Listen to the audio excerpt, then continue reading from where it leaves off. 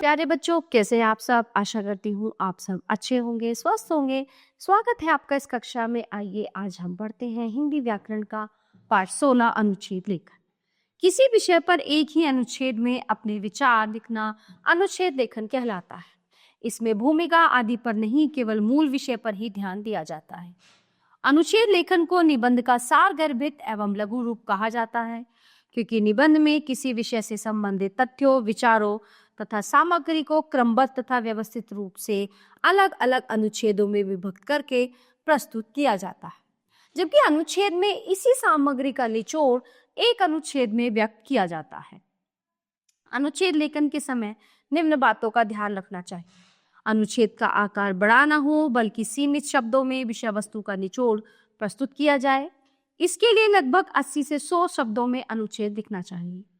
अनुच्छेद लेखन में भूमिका, विषय वस्तु का विस्तार, उपसंहार आदि का उल्लेख करना आवश्यक नहीं होता, इसलिए इसमें सूक्तियों, उद्धरणों, प्रसंगों आदि का उल्लेख प्राय नहीं किया जाता।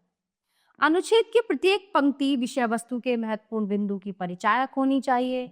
अनुच्छेद भले ही सीमित शब्दों में लिखा जाए, परंतु उसमें विषय से संबंधित सभी महत्वपूर्ण बातों का समावेश होना चाहिए।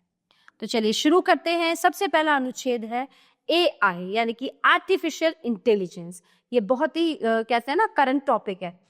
आजकल आप लोगों ने AI नाम बहुत सुना होगा, ठीक है। इसका पूरा नाम आर्टिफिशियल इंटेलिजेंस है। हिंदी में इसे कृत्रिम मेधा कहते हैं, कहा जा सकता है। ये कैसी तकनीक है जिसके अंतर्गत कंप्यूटर अथवा मशीनों में मानवीय सूझबूझ की प्रणाली को डाला जाता है। इसकी तकनीक के कारण कोई मशीन किसी मनुष्य की तरह सोच समझ सकती है। वह आपके द्वारा पूछे गए प्रश्नों अथवा जिज्ञासाओं के उत्तर दे सकती है। इतना ही नहीं, वो विभिन्न समस्याओं को सुलझाने के साथ साथ किसी रचनाकार की तरह कविता या कहानी भी रच सकती है ना ये अद्भुत। आप भी पुस्तकालय, शिक्षक, अभिभावकों एवं अन्य स्रोतों के माध्यम से इसके उपयोग और सीमाओं के बारे में जानकारी प्राप्त कर सकते हैं। अगला है परिश्रम, इसे आप स्वयं पढ़िए। फिर है किसान, समय का सदुपयोग, पर्यटन के लाभ। ये संसार बहुत विस्तृत एवं विविधतापूर्ण है। ये एक और गहरा सागर है तो दूसरी ओर गगनचुंबी पर्वत। एक ओर हरे भरे खेत एवं वन है तो दूसरी ओर विस्तीर्ण मरुस्थल। अनेक प्रकार के विचित्र जीव जंतु संसार के भिन्न भिन्न भागों में पाए जाते हैं।